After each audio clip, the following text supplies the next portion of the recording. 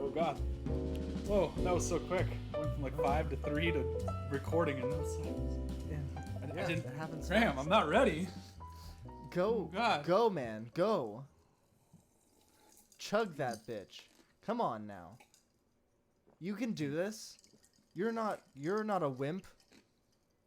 Not with all this ice, and it's a couple Suck it shots down. of tequila in here. You can do it. I believe in you. I've seen you. It's not gonna happen. Suffer the brain freeze. Do it for the fans at home. Do it for the fans at home. You have been gold. Happy? Yes. Yes. If I'm gonna continue drinking, you're gonna have to not do that. Yes. Corey. Yes. So like Jack Black with the inward singing. I am satiated. So, changing topics while I rapidly reach off screen for more alcohol because I had to slam that one. Yes. Thanks, Graham. Hey, I didn't believe that you were up to my level, and I still don't. Remember, That's I 'cause pre-gamed. nobody in this world is I up to your pre-gamed. level. I pre-gamed, You're- sir, and I'm arching myself as if I can see you better around the corner as you disappeared across the screen. It's like, no, get back over here, Corey. I need to talk to you. I have a bone to pick with you, sir. See, yeah, nobody is on your fucking level. I've hung out with you, both sober, high, drunk, and others. And there is no level equivalent to whatever plane of existence you live on, Graham. Okay. That was meant to be a compliment. I'm processing it as a compliment. Don't You worry. process it while I finish making this delicious margarita. So I use an ounce and a half of tequila, and then Kirkland brand. Shameless plug. I don't give a fuck. They ain't sponsoring this. Kirkland brand margarita mix is fucking delicious. Yeah, This is happening, sure. and it has booze in it. So there's an ounce and a half of tequila, and there's booze in this. Yeah, So we getting tuned up, son. yeah, This shit's happening. yeah. I don't wanna hear You no- go. You go, girl. You know what? You go. That's why I've never been in a fight. Anyway, you were gonna say something. You had something in mind. You said you had the perfect intro until I ruined it for you. I wouldn't say the perfect intro. Let's set expectations here. I had it coming to. I'm not gonna say Jesus because there's no Jesus here. In this house of worship, no, thank you. No, That's it's fair. it was That's fair. I had a moment when I was, because we upload on Fridays. For those who don't know, every new episode of Drunk Thoughts and High Opinions comes out Friday at midnight. So check the plug YouTube. for us for whatever. Shameless? for No, the no thing shame. you're watching. No shame here, son. No shame here. And then, after I upload it, I watch it and listen to it to make sure it's all there.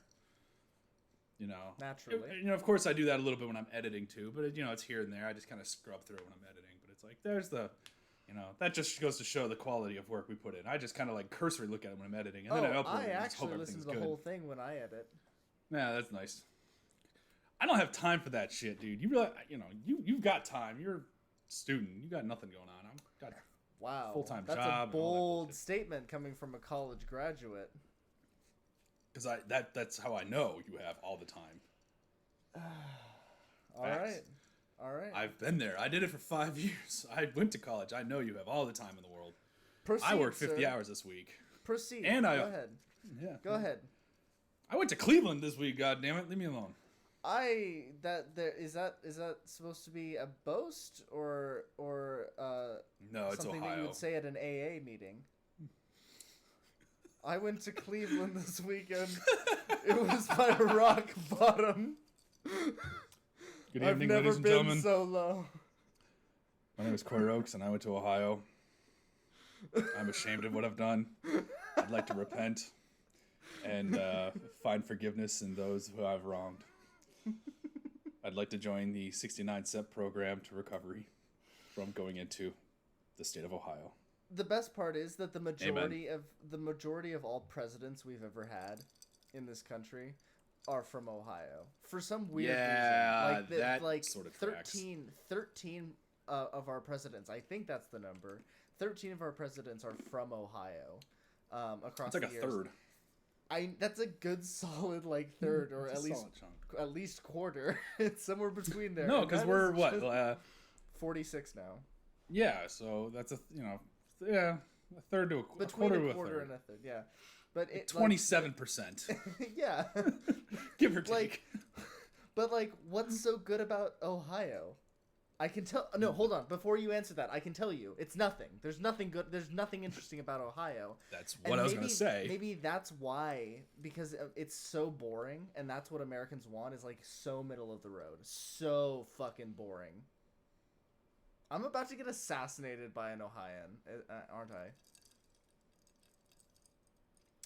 So anyway, I watched the episode, listened in, and for those who've been asking, nobody's asking. I'm just saying that as like we have an audience. We are going to release this soon on Apple iTunes as well as Spotify and other various sources. So soon you'll be able to just listen to Drunk Thoughts and High Opinions, and you won't have to look at my ugly mug or Graham's scruffy beard. So look forward to that. Stay tuned. There. That's the dream. I wish I didn't have to look at your face, but I'm forced to during this. So you know what? But I know Turnabout's fair play, and you got to look at me, and I'm just like, what the fuck? I think the reason our audience is not coming back is because they have to look at our face, and they're just like, these guys are not worth looking at. But as soon as they start just hearing us, I think it'll be much better, much safer. I've always said, my mom has always told me I had a face for radio. I think you do. I do. So anyway, I'm listening to the episode, and it dawned upon me, I really like this show. I really like it, Graham, because I get to experience it twice. Once from recording, and then again when I listen to it and I go, wow, this is what we talked about? Holy shit. Because I don't remember a lick of it. Fuck me. We talked about Pinocchio for like a goddamn half hour. Do you realize this? Oh yeah, I loved that conversation. I can't believe that you can't remember it because it's one of my favorite conversations I've ever had with you. Like, who the fuck is Timothy Chalamet? Well, is that girl from Dune? How many hours do you have right now? Sorry, how many days do you? This is a deep well. I don't know what's more disturbing. My lack of knowledge of Hollywood actors or your offer to explain who Timothy Chalamet is to me in more than one sentence. Like, how much do you know this dude? Something you want to tell us, Graham? Do we have breaking news? I don't. Give us something breaking, Graham. I used to have like very very little interest in him, and I still have very moderate interest in him. But he has actually intrigued me more and more with his more recent performances. Like he's an actor who's definitely just getting better, and I think that he obviously has a bright future. I mean, he's already fucking famous. So that's not for what? That's my question. Because he like, what did he do before Dune? Or this hot Pinocchio bullshit. He's done quite a bit, but he was the kid in The Son, like the teenage son in what is it called? Interstellar. Remember so like what, the 3 minutes of screen time that the kids had that wasn't the daughter? He had an incredibly powerful monologue that he gave, and that bled into the adult version of him. So it was like you could. Was that Casey Affleck's character? That was Casey Affleck's character. Yeah. So that was the teenage and adult version of each other. And Timothy Chalamet in that movie proved himself just by being able, in my opinion, actually being better. I would have preferred if they stuck with him because Casey Affleck is like very basic bitch. But for a 15, 16-year-old kid at the time, he fucking nailed it. I've seen that movie several times. Nolan is one of my favorite directors. Yeah. I have no idea what you're referring to. Okay, It's so forgettable. Whatever. But he also went on to do quite a few other films. Was it Call Me by Your Name? Corey. No. That's my name. Call me by my name, Corey. I have to. Yeah, it's Call Me by Your Name. It's a film about two closeted gay men who fall in love with each other, but like obviously because of societal norms are not able to, and it takes place I think in the 50s. Because we shitty. Because we shitty. Americans, we as a human race shitty. are awful people, and we need to stop that. We just need to like stop caring what other people are doing and just be like, You listen here, humans. Stop it. Stop it. Stop it. You're awful people. You can. There, we just fixed the human race, Graham. Yeah, we did it. We nailed it. We nailed it. I did. I saw that. Stop it. No. Wow, you've got better vision than I do. You can look right through a lens and see the audience. I don't know how you do it, sir. No. For those who cannot see, Corey has just thrown the magazine behind him, splatting onto the ground and causing. Yeah, I have no idea where it landed. I'll figure it out tomorrow. That's for future Corey's problem. That's hungover Corey's problem. He's gonna have to clean up this shit. What an asshole that kid is. Anyway, Timothy Chalamet, he's like done a lot of art films. He did a film with Steve Carell a few years ago that was really, really good. In fact, I would love to watch that again. I don't feel like I appreciated it as much as I. Which one was that? Fuck. It wasn't Dan in real life, was it? What? I just remember that being like an arty film for Steve Carell. It was Beautiful Boy. Nope, no idea. Okay, so it was here. You know who I feel like Timothy Chalamet is? He is the late 20-teens, early 2020s Ryan Gosling. He looks like Ryan Gosling, for fuck's sake. I don't think so, but you can tell yourself that if you want to. I was like, after watching or listening to the podcast, I was like, who the fuck is this kid again we were talking about? And I pulled up a picture of Dune, and I was like, holy shit, it's Ryan Gosling, just with longer hair. I didn't care about his performance in Dune. The thing that solidified him as a good actor in my mind was Wes Anderson's The French Dispatch. And I've seen that film twice now. In fact, I think I'm going to go watch it tonight after we stop talking, because that's such a great film. And he plays the Wes Anderson type, you know. Obviously he sticks to the norms of what Wes Anderson is asking for, but his character is so fun and unique. I've described the French Dispatch as the most Wes Anderson ever Wes Anderson. It's the Westest West, this side of the West. Yeah, it's yeah, exactly. Thank you very much. I'll be here all night. Wes Anderson went full Wes Anderson, and I couldn't be happier, because You never go full Wes Anderson. No, you absolutely go full Wes Anderson. You never go full Wes Anderson. Because in my opinion, French Dispatch is his best movie, and that's the movie where he went full Wes Anderson. And so, by that logic, you always go full Wes Anderson. No, because if you go full Wes Anderson on everything, then nothing is full Wes Anderson. I just blew your fucking stone mind, didn't I? Yeah. I think I'm gonna have to ponder this. Just like if everything is perfect, and then nothing is perfect. I told you I have to think about this. So, future Graham, cue the music.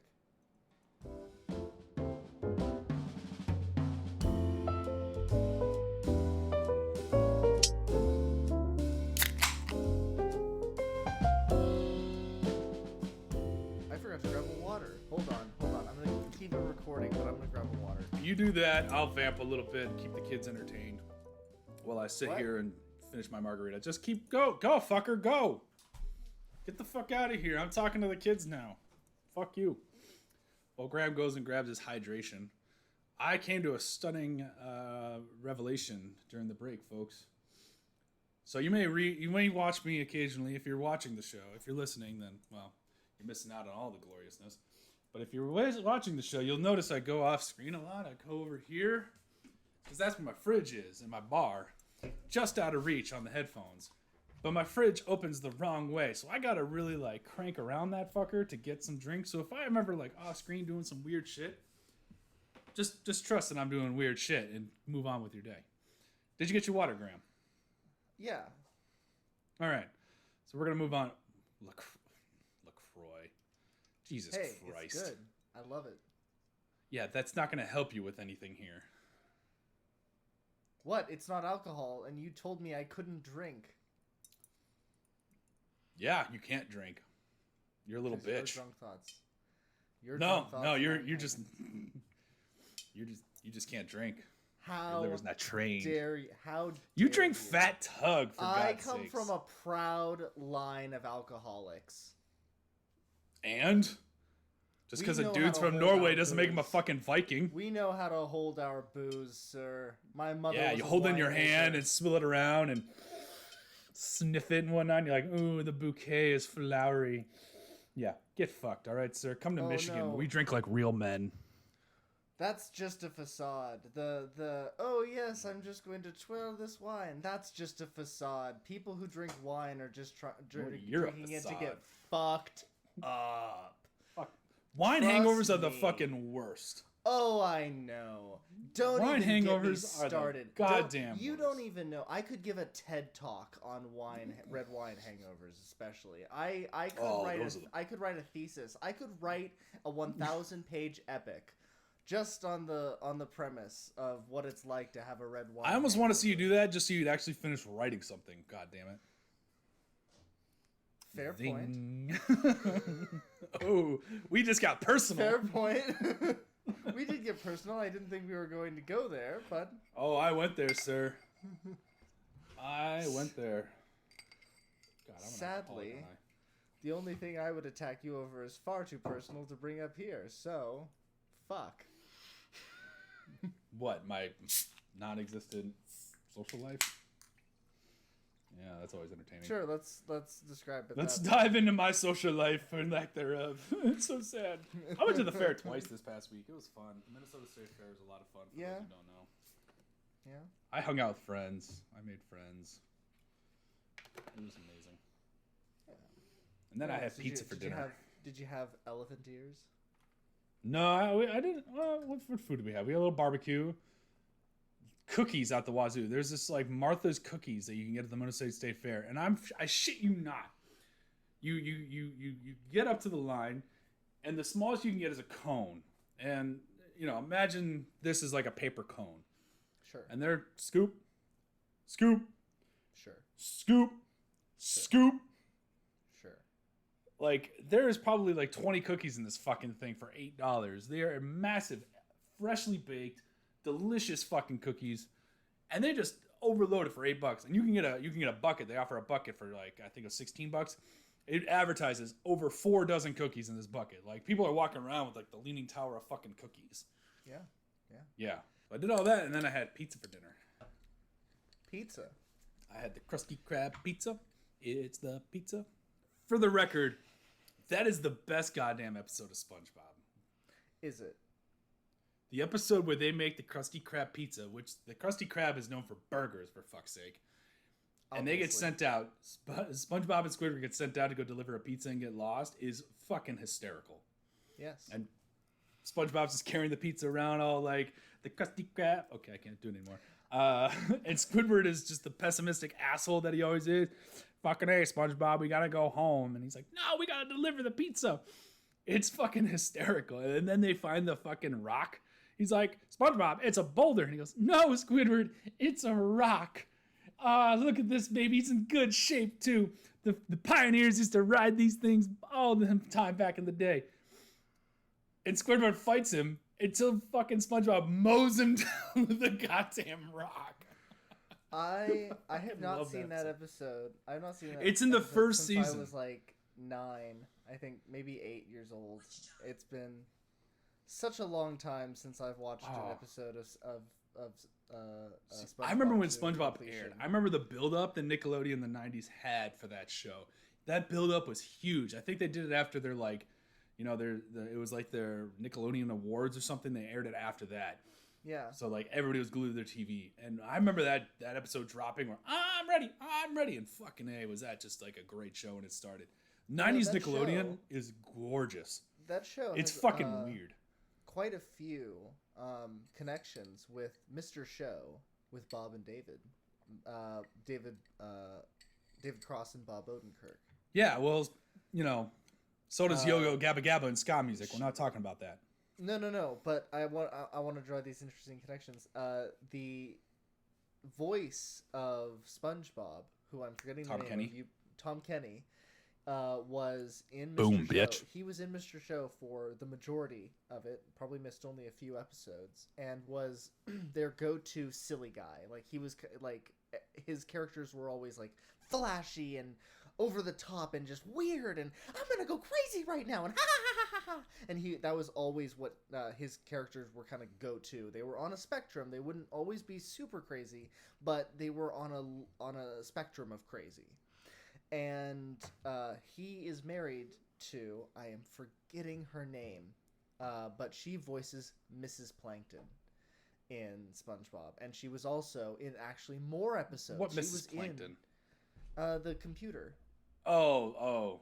She's married to Plankton.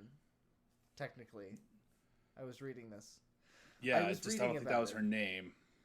No, but it's some weird AI name. Yeah, I forget, but on her whatever their Wikipedia is for SpongeBob, she's called /Mrs.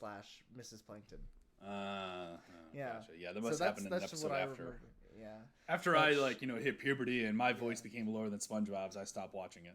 That's fair. But 90s Nickelodeon, dude, is it's sad that you didn't grow up with that, because it is such an amazing time for cartoons. Like, those shows are so fucking weird. Like, you want to have a fun afternoon while being high, always, then you need to that's mainly first smoke what a bowl. I do. Yeah, no kidding. Smoke a bowl and go watch like Rocko's Modern Life or Angry Beavers or Innovator Zim, because these shows will flip the script on like what you think cartoons are. They are fucking like they're closer to Rick and Morty than you would think for a Nickelodeon.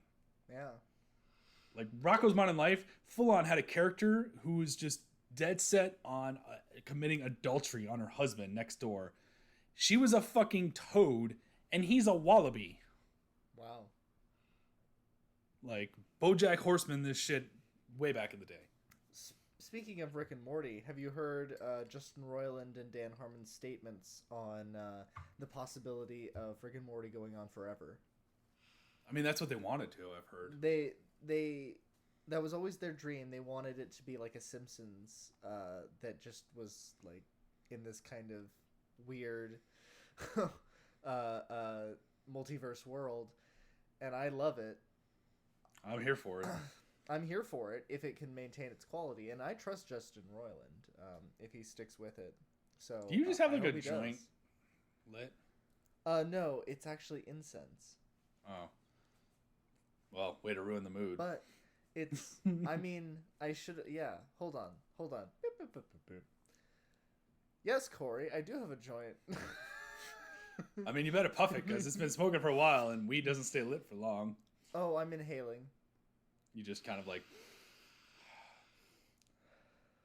I feel like you got one of those like essential oil burners with just THC in it. That I've thought about. I've wondered about that technology. I have pondered if it doesn't exist, it needs to. It needs to, yeah.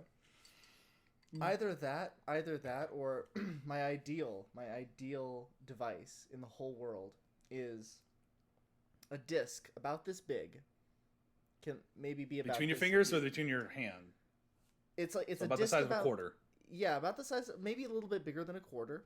Can be a little bit, yeah, and a little bit. It can be a little thicker, obviously.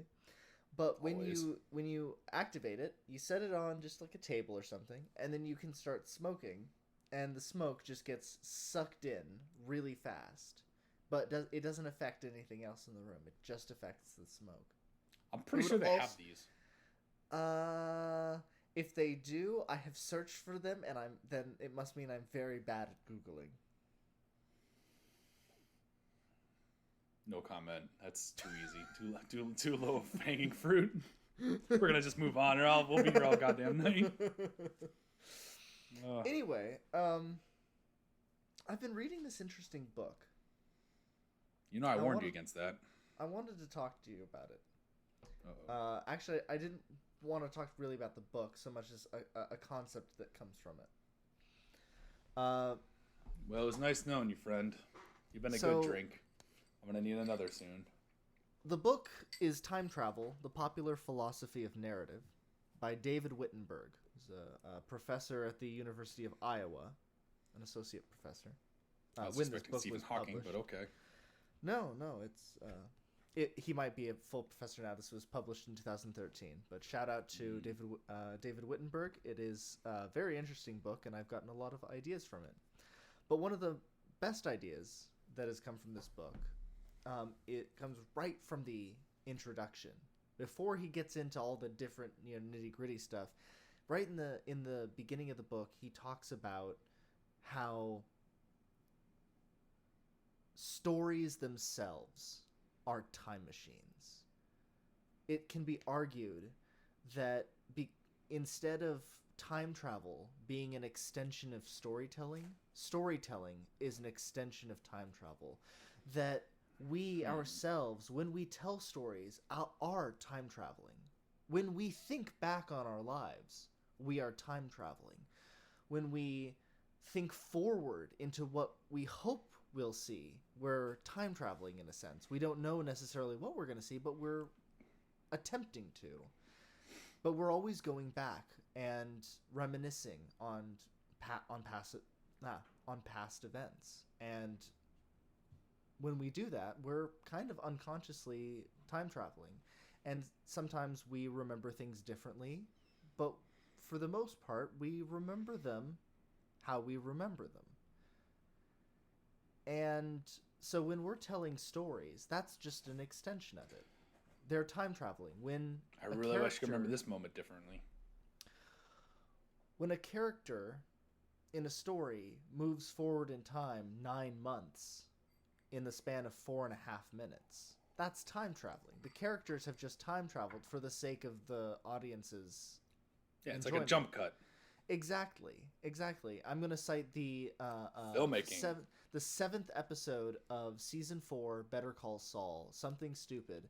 There's a 4.5 minute introduction where Jimmy McGill as Saul Goodman is kind of just doing his day-to-day business, selling phones to burner phones to criminals so that he can just gather clientele for when he becomes a lawyer. And Kim Wexler is becoming a bigger and bigger lawyer. She's opening up a bunch of bank branches for the bank that she works for, as well as doing a lot of pro bono work for poor and unfortunate souls. The DA, the public defenders. Just public defenders. She's just helping people who she's she working feels for like Mesa Verde.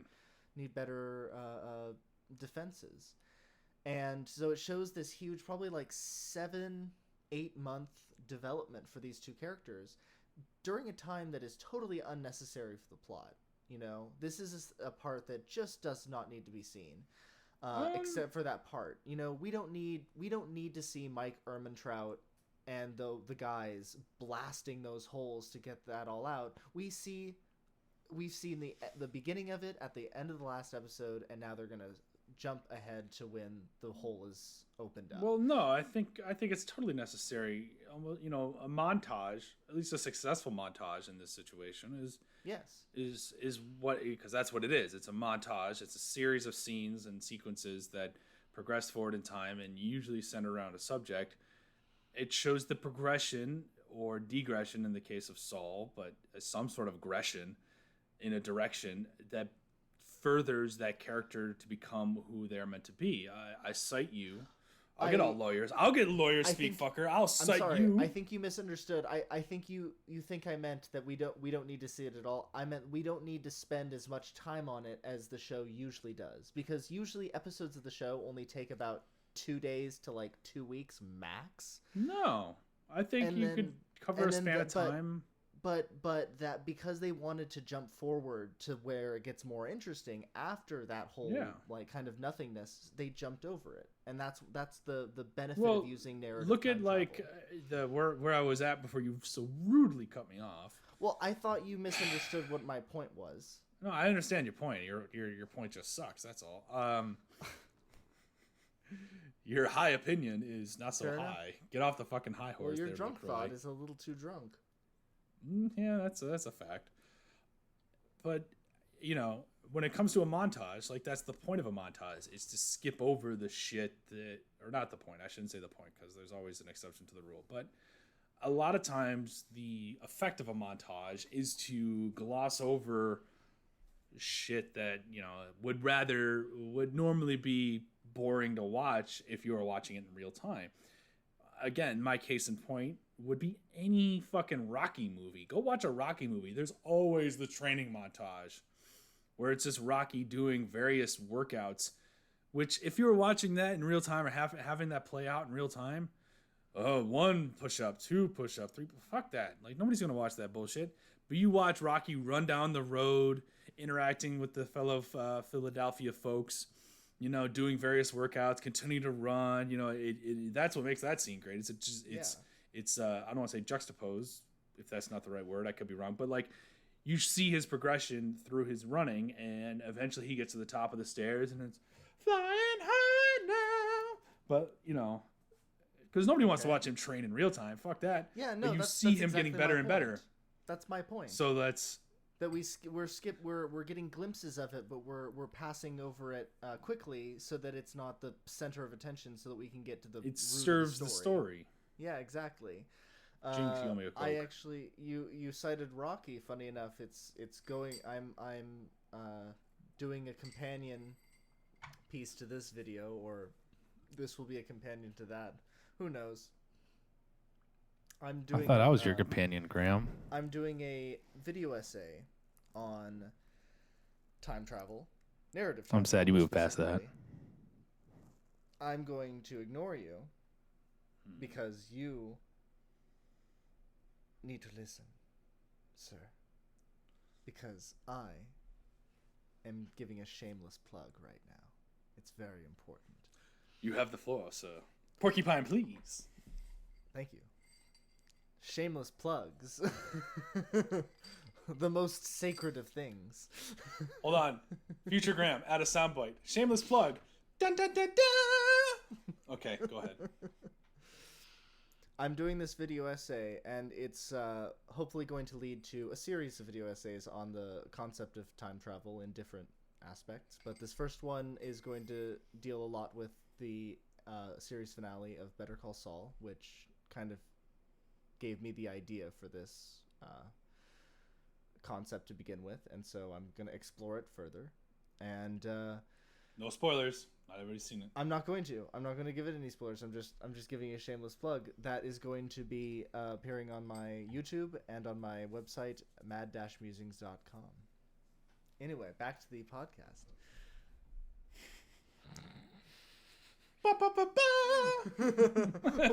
we are sponsored by Graham Stebniewski's Mad Musings. Brought to you by Stebniewski. Can we take a hot minute and debate the fucking spelling of Polish last names, or like Ukrainian and Russian and all that? No. Okay. Just thought I'd throw that out there. It is a linguistics thing. It is just how their language evolved. No. Yes. All right, fine. What do I know? All I know is I'm really annoyed when I read it phonetically on a page. It's Stebniewski, and you're like, no, it's Stebnevsky, and you're like, what? There's no V in there. Well, technically, in Poland, my grandfather, when he came over, when he was immigrating to the United States, they asked him, like, your name is too complicated, you need to change it. How about Stevens? And he said, no, I'm not making it that. How about I just take the accent off of the E? Because in Poland, there's an accent over the E that turns it into Stolbnevski. Communist. And I'm sorry, I mispronounced that. Libertarian. I am no longer libertarian. I no longer identify with that anger-ridden party. Moving on. Anyway. That's a whole road. All right, so tell me more about the narrative time travel. What that can't be all.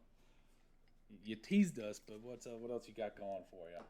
Well, narrative time travel works in many different ways. So you've read books where chapters will go back in time to explain something, or in shows where a scene at the beginning of an episode will jump forward or back in time before getting back to the center of the story.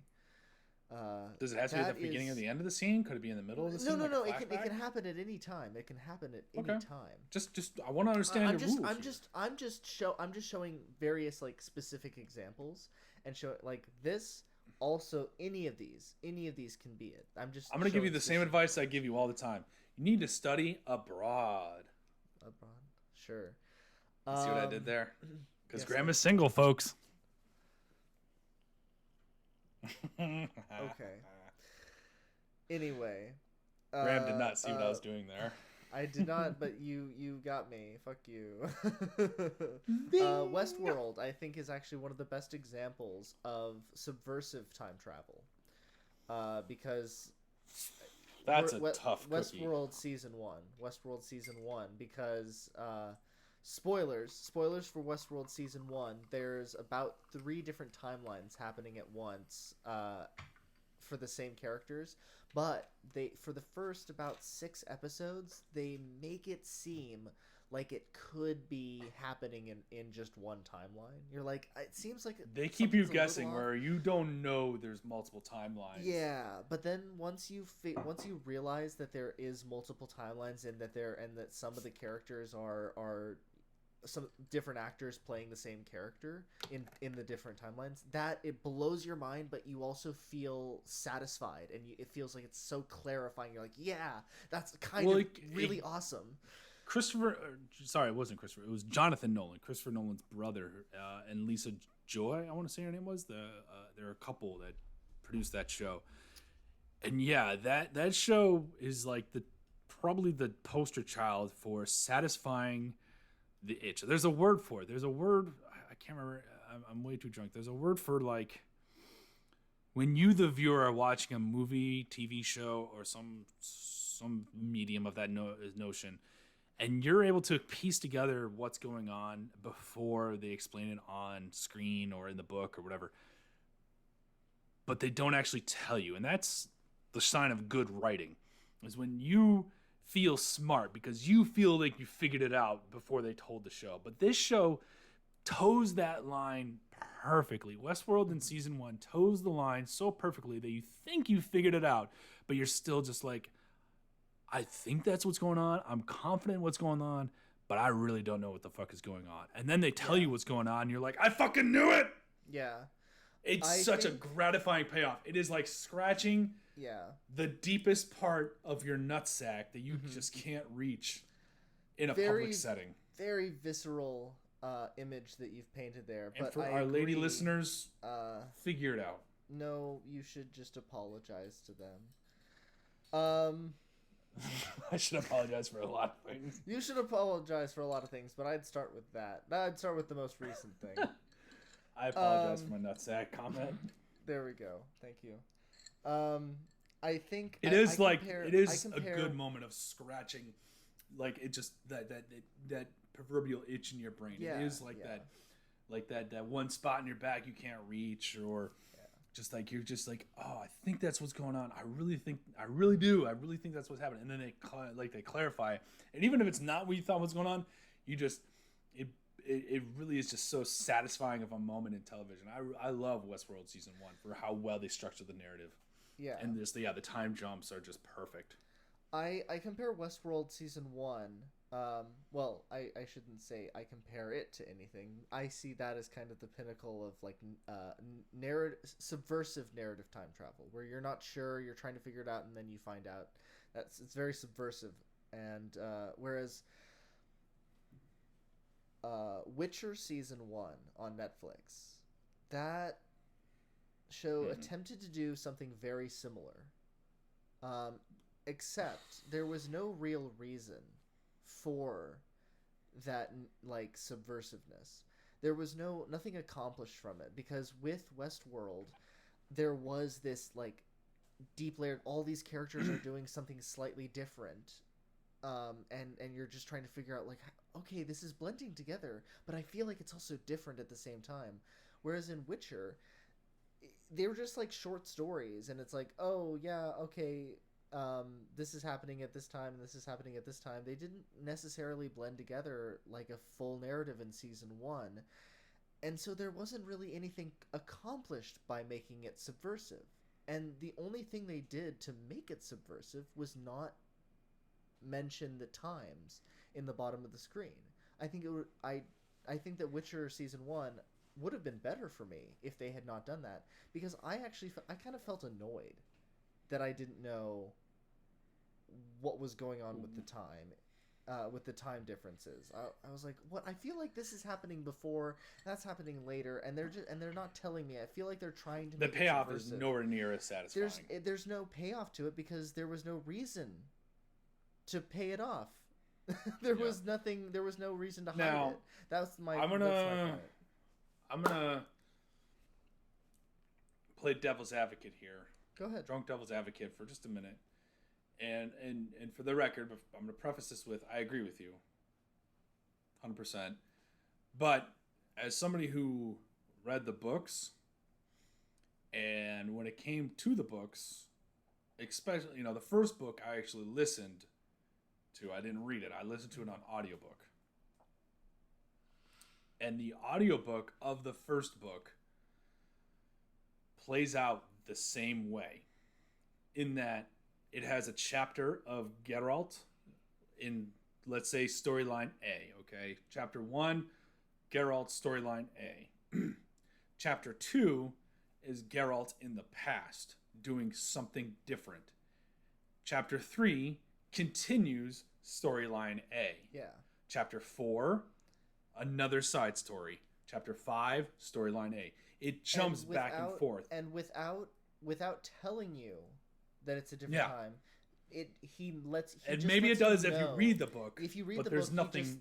The author lets you know that it's jumping back in time without telling you the exact years. It's just like the way he writes each of the interim chapters. No, they don't.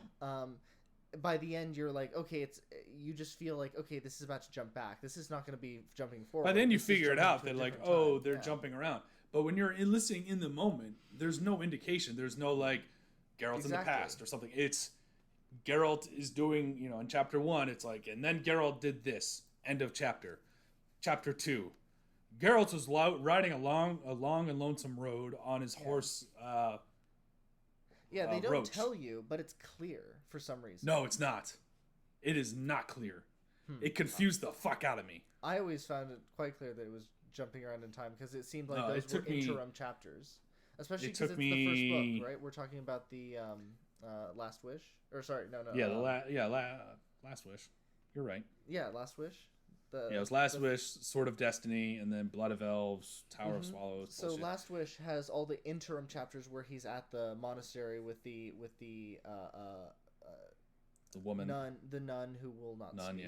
Yeah. The kind of, it's weird what her role is. Is she a concubine nun or something, like a sexual? Everybody's a concubine in the Witcher world. In the Witcher world, everybody fucks. But do they fuck? Point being, oh, they fuck. They fuck. But yeah, so but it is not obvious, at least when you're listening to it, that it's the same. It's two different storylines. It jumps, and you're just like, wait, what? Hold on.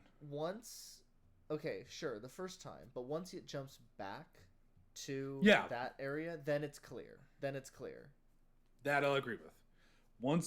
once you've had like 2 of each, you're like, okay, this is what they're going for. Because what happened is originally the story was published in a magazine, and he just did short stories, and then he put it into a book and became a whole other thing. So when it comes, long story long, we've been recording for way too long now. The long story to be longer, I agree with you that season 1 of The Witcher, while it's jumping around narrative of timelines, didn't quite pay off the way it could or should have been. I understand why they tried that, because that's how the book was structured. So I appreciate the effort. It just didn't stick the landing. Fair. I think that's yeah. Witcher season 1 tried to do what Westworld did, but there wasn't a reason to do it, because Westworld was in a bottle that had a unique concept that was based around narrative subversion within the timeline. It was all part of the storytelling. That's it was written to be like season that. 1. That's what makes Westworld season 1 the best season, is because it was so bottle-like in its concept. Whereas once the glass was shattered on the bottle, let's say it's a glass genie bottle, let out of the lamp. Once they Pandora out of the box. Smashed the bottle and let the ship out, it that was a horrible analogy. It's a ship in a bottle. Still, the ship is the show, and the first yeah, season is I get it. That had it was this great concept, and then you drop the bottle, it shatters, and the ship goes along. It continues its path into the water. It tells its story, but it's just not quite as good. Because you're missing what made that first season special. It had a great story, but the reason it had a great story was because of the subversion. And once the timeline just goes, So I like season 2. I haven't seen season 3 because everybody I trust has told me that it kind of got bad. But I watched half of it, and it was intriguing because now we're out in the real world. We're in their modern day LA, and speaking of Breaking Bad and Better Call Saul, fucking Jesse Aaron Paul's, Pinkman. and he makes an appearance in I think season 3 and 4. Isn't he robot? He's like robot Jesse Pinkman. I do not know what happens to him. Okay, so maybe he is. I couldn't tell you. All I know is there is a scene in the first episode of season 3 with Evan Rachel Wood where her dress changes. Like she's walking along and she rips off a dress and another one appears. And it is just a gorgeous scene. Like, holy shit. The cinematography. Drop dead gorgeous. The cinematography, the production design, the visual effects to accomplish the change, all of it just blends itself so well to this it does nothing for the story or the show, but you just sit there and you're like, wow, that was cool. They wanted that shot. It was an iconic. It was just an iconically good shot. It was an attention grabber. Because by this point, people's attentions are starting to wander, and they're like, "Oh, what's going on here?" And then you just watch Evan Rachel Wood just steal the show, and you're like, "Oh damn, oh damn, indeed." So, yeah, and then Witcher season 2, I didn't personally prefer because that's all just fabricated for the show. So we're not going to go into that. But what else you got for time travel? Let's talk more about that. Not very much right now. I've talked a little bit about what I'm going to have in my video. Maybe once I've completed that and start moving on to further videos talking about the subject, I will talk a little bit more on the podcast. Oh Jesus, I'm gonna need more booze, aren't I? It won't be a full like every week. Maybe every other week. That's what they all say. But you mentioned it earlier, and I was thinking about it. I didn't want to be rude at the time and interrupt, but now I've drunk a couple of drinks and I don't give a fuck. Yeah. You mentioned that shows are like time travel because of the stories they tell. Well, all stories are time travel, and that really kind of resonated in my head because like everything is encapsulated in because there's always that like when something bad happens, they're like, oh, it was just what was relevant at the time. Yeah, and it's true to an extent. Like, think about it this way. So many people think of time travel as just being a tool in sci-fi or fantasy or romance movies or paranormal movie. You know, they're always in some kind of like weird out there stuff. But the very basic philosophical concept of time travel is that it is an offshoot of storytelling, or that storytelling is an offshoot of it.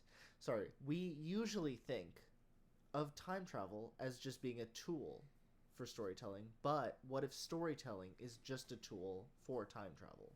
If we use stories to travel to a different time, one that we would prefer, or one that we would like to see, or one that we're just curious about, we have an image in our head of this world and we want to see it to fruition.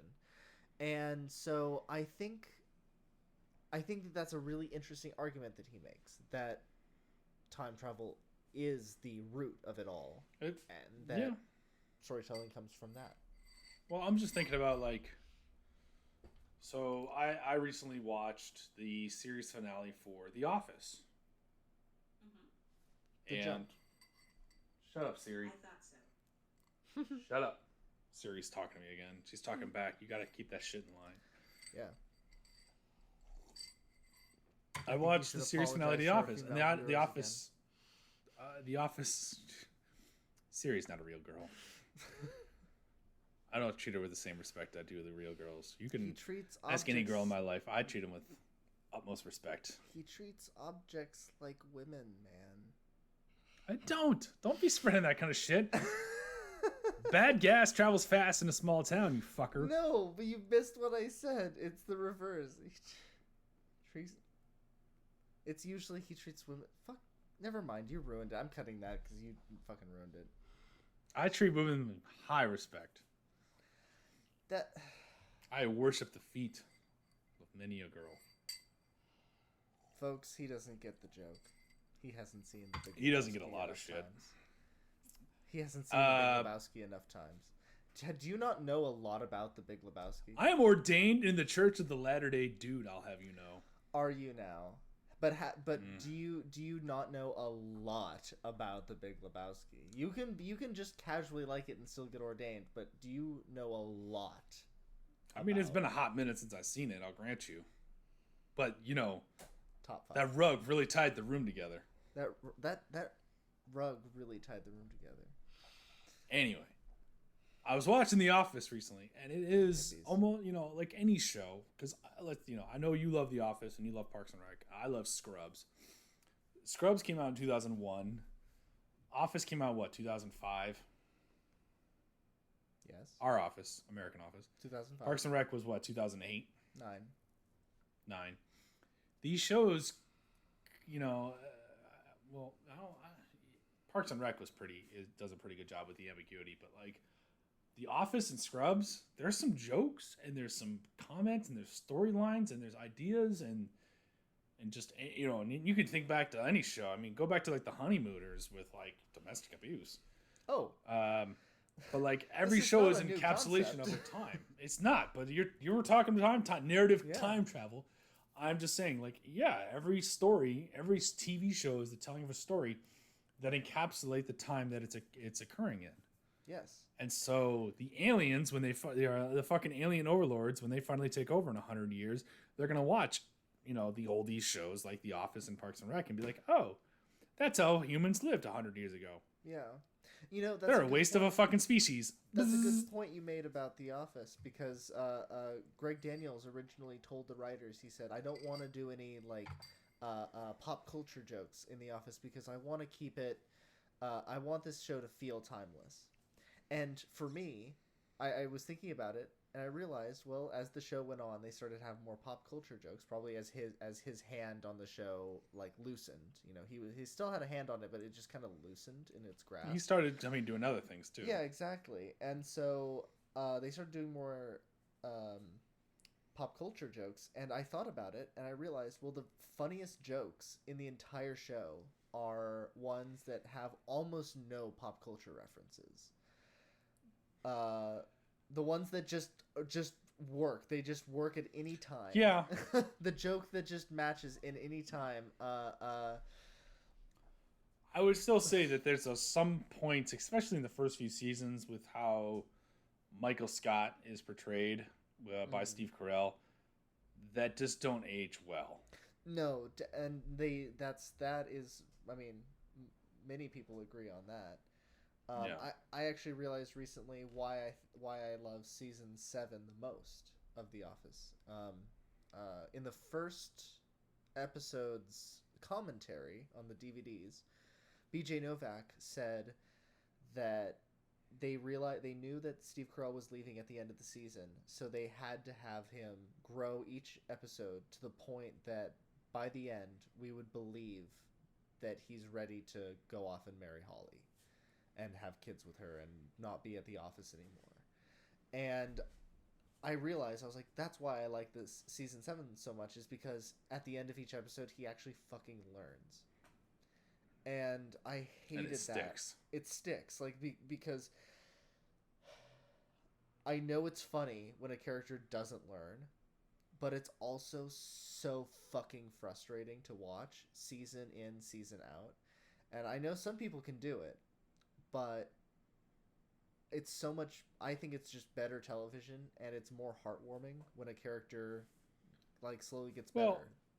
And season 7 just nails it, because Steve Carell becomes such a great character. And my favorite episode of the entire Office is Goodbye Michael, because like I love Steve Carell's character by that point. I love Michael in that episode. The show The Office, and I can't think of another show that does this better. The Office really does a great job on trickle hope. So at the time, I mean, I think that time has passed. I don't think, shows nowadays, they come and go within 3-4 seasons tops. Like, to have something last longer than 3 seasons is a goddamn miracle. Yeah. And how long did The Office last? How many seasons? 8? 9. 9 seasons. 9 seasons in 8 years. Yeah. Because the first season was like a demo season. Yeah, half-ass season. Anyway, point being, The Office, I think, was the perfect show for what I am drunkenly calling the trickle effect, where it had the slowest burn for all the hopes you wanted from a show, because it doled out every little bit that you wanted in the smallest and most perfect incremental amount. Yeah. To just keep you coming back to watch it more. It had the perfect teaser. Marvel has built its fucking empire on seeding what's coming next. You get a great movie, and you watch that movie, and you're like, that was awesome, but what's next, Marvel? Yeah. What are we doing fucking next? Yeah. Hit me with that after credit scene that's going to tell me what's going to happen next. It's, all right, you've given me that, but now I want to see more. To quote BJ Novak again, what you're saying, like, up to that point, he would learn at the end of an episode, but then by the next episode, he was just justifying his behavior to a whole new degree. Like, he would just find a new level to which he could justify what he was doing was actually good. But it goes beyond Michael, though. That's what I'm getting at, though, is show.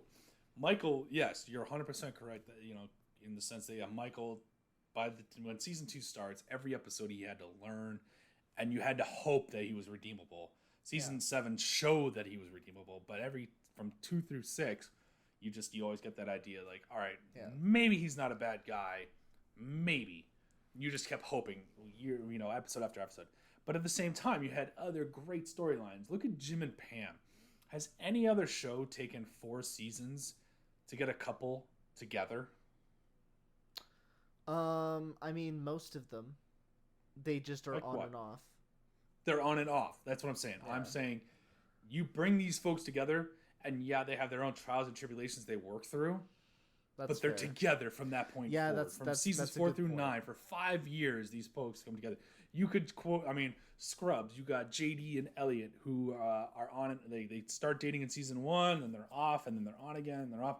Friends with Ross and Rachel, But The Office, and then to an extension, they figured it out by the time they got to Parks and Rec. Because when did Ben Wyatt and Leslie start dating? They hooked up. they hooked up in season 4, and then they get married in season 5. But they met each other at the end of season 2 because that's when he came into the show. So Okay, so if you figure the end of season 2, so let's say a season and a half for them to get together. So you figure a little bit of 2, all of 3. Sorry, they hook up in season 3. All right, so even less. Like we're talking a season before they get together, and because season 4 is all of the election. From the beginning of season 4, it's all the election, and so she's already has to have slept with him to. All right, switch it off for a second. Make that a scandal. Sorry, you've turned on my brain. I know everything about that show. I know. Fuck you. That's on me. That's on me. You asked me. I'll do it. Yeah, I opened Pandora. I opened the Parks and Rec Pandora box. But so what other show gives you the hope of Jim and Pam from episode 1? You can tell those characters are going to get together, but they don't give it to you until season 4 fully. Right? Am I right on that? I'm thinking. I mean, there's kissing, there's hints, there's trickle, but until they actually are like officially a couple. I'm thinking. Ooh, snap. One could argue. It's Always Sunny in Philadelphia with the waitress. Like, they seeded that from the first episode, and you kind of, just a little in the back of your head, you're like, oh, I just a little bit want Charlie to get the girl, right? You know, because the whole point is that she was his high school crush, and she just always hated him, but he still likes her, and so just a little part of you is like, Charlie, I want Charlie to have a win. And so from the first episode, you kind of have that mentality, and then he finally gets it and just is like, all right, I'm done. And you're like, oh, fuck you, Charlie. You're an asshole. Yeah, see, that's not gratifying. That's stupid. I mean, I'm trying to think of all the other popular sitcoms that we've talked about, like How I Met Your Mother. I mean, he's pining after Robin since episode 1. Are you kidding? We're waiting for him to meet the mother for 9 seasons. That's the ultimate slow burn. Yeah, but you know he's going to end up with Robin. Which happens in season 1, episode 1. I do not consider that canon. That is not canon. The wife lives. You're on your own there, the my wife high lives. friend. That's your high opinion. I am of the opinion that the I present to you finale does Drunken not count. Facts. They need to reshoot the finale. I'll get a hold of Craig Carter Bays and Craig Thomas. I'll get on that. Maybe they'll fix their careers by doing it. Not likely. Because they haven't. You know what they're doing right now? They're helping How I Met Your Father. And boy, are they doing a good job of that. It wasn't bad.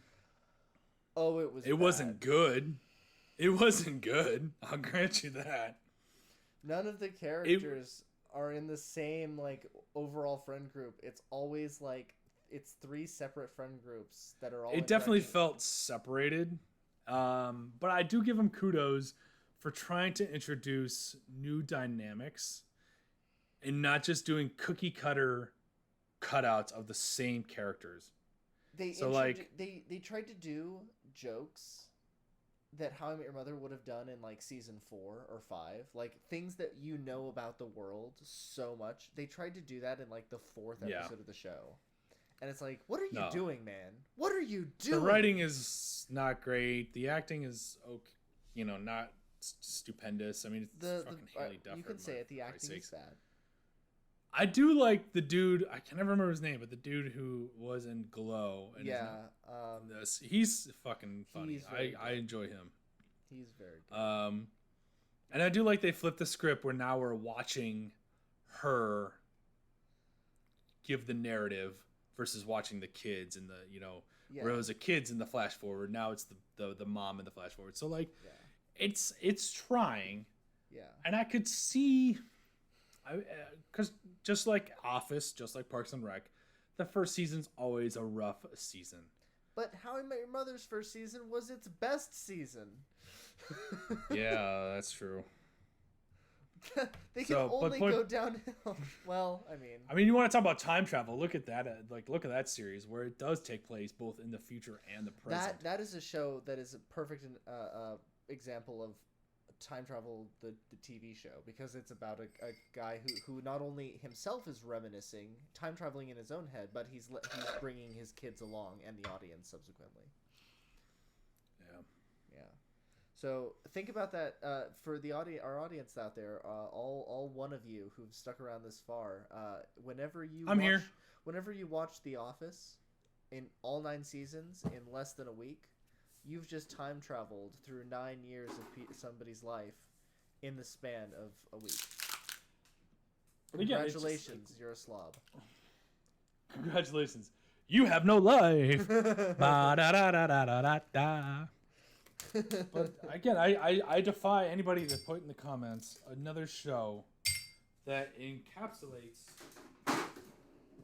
the trickle effect so well to just give you just enough to want to keep coming back for more. I can't think of it, so don't make me keep thinking, because my head's gonna explode. It'll explode, you see. Brooklyn Nine-Nine. Jake and Amy. What do you think there? That was shorter. They got together sooner. They got together at the end of season 2, going into season 3. Because season 3, wasn't that quick? Yes, that was because in season 3, Holt is taken out of not the 99 and taken to public relations, and he goes to Gina, and that's when they go through. They have Bill Hader, and then they have the Falcon, or sorry, the Vulture, as their captains after that. And when you mean CJ? Yeah, and so they get together with Ken Marino. Then they get Ken Marino. So you guys can just stop crime, do whatever you feel like. I'm the cool captain. I'm the cool captain. Well, why would we be crying? Are you wearing sweatpants? No. Oh wait, yes, I am wearing sweatpants. I like how his initial reaction is just no. Oh wait, yeah, I'm the captain. Fuck it. Yeah. Who gives a fuck? Ken Marino is the best. I want to dip my balls in it. Now that might require some context. Ken Marino, Joe Latrulio, Michael Showalter, David Wayne. These are just a few of the names of a comedy troupe that had a show on MTV called The State. They were. If you've ever watched Wet Hot American Summer, you know who these guys are. Yeah, they've got about 6 of the 11 members in Wet Hot American Summer. Actually, I think with the entire series, they've got almost all of them at this point. But The State was just this very. It was an SNL knockoff. The youngest member was Michael Ian Black at 20 years old, and the oldest member I think was David Wayne at like 22. They were all 20 to 22, very young, and were just given the keys to their own variety show, or basically like. Let's put it this way, folks. It was a public access television sketch show that modeled itself after SNL. That is hysterical. Yes, there we go. That's a good way of putting it. I go too many details, but I'm gonna go into many details now. It is more than just hilarious. It launched like 11 fucking careers, and they've all gone on to do things in various degrees. I mean, David Wayne, come on, David Wayne is. My patience is waning. A very, very famous director at this point. He's done a lot. I mean, he created, with Michael Showalter, the Wet Hot American Summer series. Michael Showalter and Michael Ian Black did Stella, which was kind of a condensed version of The State, just the 3 of them. More solidified. And those are actually very funny. If anybody's interested, look up Stella on YouTube. You'll find it. It's very funny. And Thomas Lennon, who plays the German fiance in How I Met Your Mother, and famously known for Reno 911. Famously known for Reno 911. That's the one I was searching for in my brain while I said that. Yeah, Reno 911 is actually like five or six of the other members who weren't in Wet Hot American Summer doing that show. So Reno 911 is the He's the dude product in of Reno the 911 state. that has like the ridiculously short shorts. Yes. Thomas Lennon is a fucking legend. They should just take his. He should just change his name from Lennon to Legend because he is that fucking funny.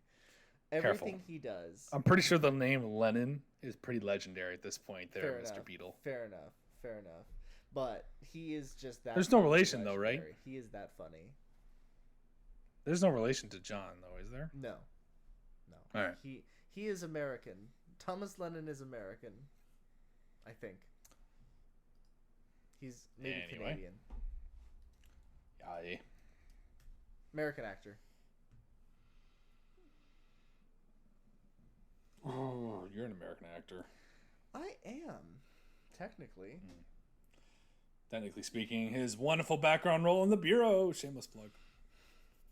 I've been in a few other things, haven't I? I don't know. Grams of the Galaxy. Yeah. Anytime I need to pick me up, I watch Grams of the Galaxy. Yeah, That is one of my favorite videos.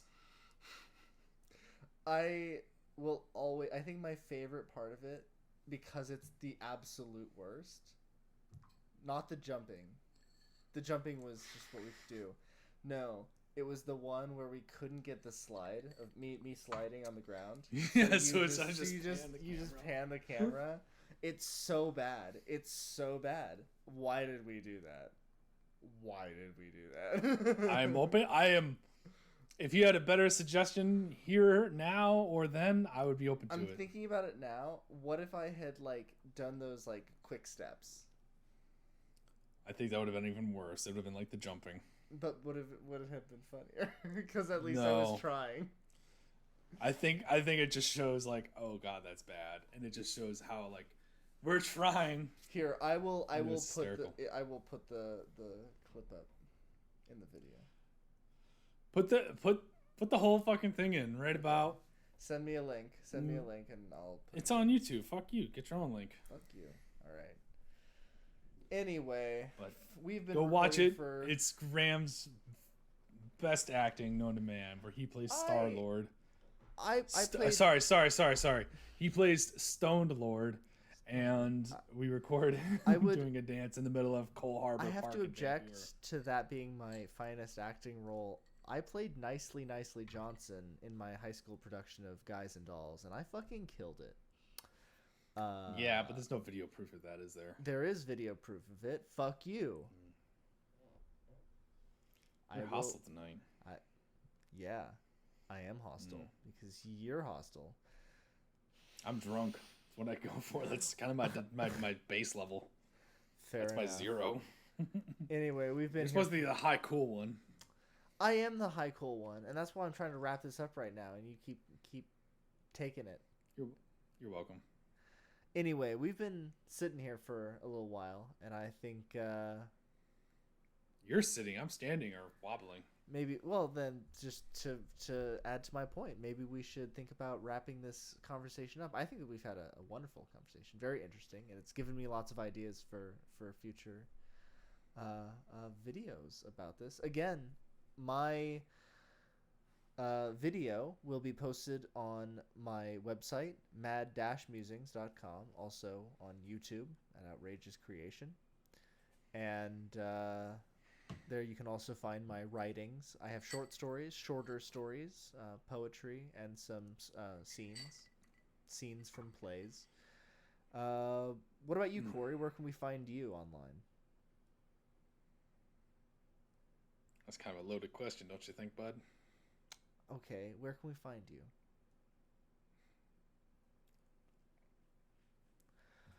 What is a way that people can access your work in a way that they might enjoy it, like it, maybe inquire after it further? Ooh. I don't know if they're going to like anything, but if you're interested in seeing what I've done in my work. Is that the phrase? Oh, no, that is not the phrase. That is the worst way to phrase that phrase. Oh, shit, that's a whole lot to unpack there. I I don't recommend that again. But if there's any interest in seeing the shit that I've done and trying to accomplish it and enjoy it, you can find me on all the social medias at RokeseyBoy, RokEsyBoy. My website is too long to list here as a URL, but you can rest assured it is listed on my Instagram profile page. And if you really want it, leave a comment. I will be happy to send it to you with all my photography, videography, podcasting, and other various bullshit, including Grams of the Galaxy. Very nice, and I'll link that. I'm so proud of that. I'll link that down below.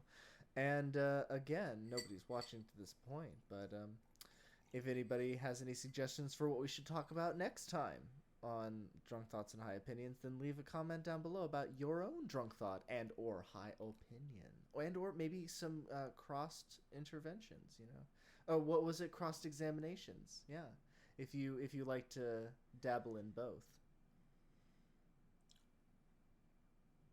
We don't recommend it, but to each their own. We don't condone anything here. Just handle your high. Handle your high.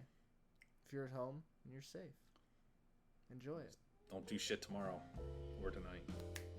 Like I'm not. Anyway, that's Drunk Thoughts and High Opinions. I'm your High Opinions, and I'm Graham. I've been your Drunk Thoughts, everybody.